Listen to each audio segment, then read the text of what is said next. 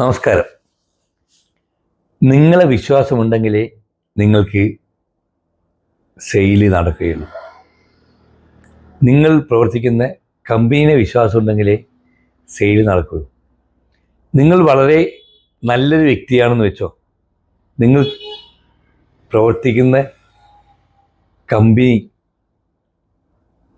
നിലവാരമില്ലാത്ത കമ്പനിയാണെങ്കിൽ, നിങ്ങൾ കൊടുക്കുന്ന പ്രൊഡക്റ്റ് നിലവാരമില്ലാത്ത പ്രൊഡക്റ്റാണെങ്കിൽ ഒരു കാരണവശാലും നിങ്ങൾക്കിന്ന് പ്രൊഡക്റ്റ് വാങ്ങിക്കില്ല. ചിലപ്പോൾ ഒരു തവണ നിങ്ങൾക്ക് ആ വ്യക്തിയെ പറ്റിക്കാൻ സാധിക്കും, ഇല്ലെങ്കിൽ വീഴ്ത്താൻ സാധിക്കും. ഈ പറ്റിക്കലും വീഴ്ത്തലും അല്ല ഒരിക്കലും സെയിൽസ് ആൻഡ് മാർക്കറ്റിംഗ്. ചില സമയത്ത് കസ്റ്റമർ ഒന്ന് വീഴും, പക്ഷെ അത് ഒരു തവണ വീഴും.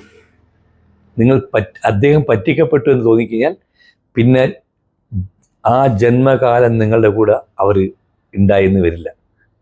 അതുകൊണ്ട് പറ്റിക്കലും വീഴ്ത്തലുമല്ല സെയിൽ, അവരെ കൺവിൻസ് ചെയ്യിപ്പിക്കാന്നില്ല. അതിന് നിങ്ങൾ നല്ലൊരു വിശ്വാസമുള്ള, അവർക്ക് വിശ്വാസമുള്ള വ്യക്തിയായി മാറാൻ സാധിക്കണം.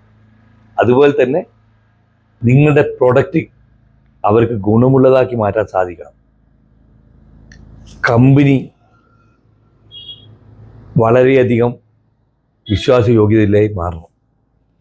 ഇതിന് ചെയ്യേണ്ടത് നമ്മൾ സ്വയം ആ കമ്പനിയുടെ അംബാസിഡറായി മാറുക. നിങ്ങളുടെ സ്വന്തം കമ്പനിയാണെങ്കിൽ നിങ്ങളായിരിക്കണം അതിൻ്റെ ബ്രാൻഡ് അംബാസിഡർ. നിങ്ങൾ ആ കമ്പനിയിൽ പ്രവർത്തിക്കുന്ന വ്യക്തിയാണെങ്കിൽ നിങ്ങളായിരിക്കണം ഫേസ് ഓഫ് ദി കമ്പനി.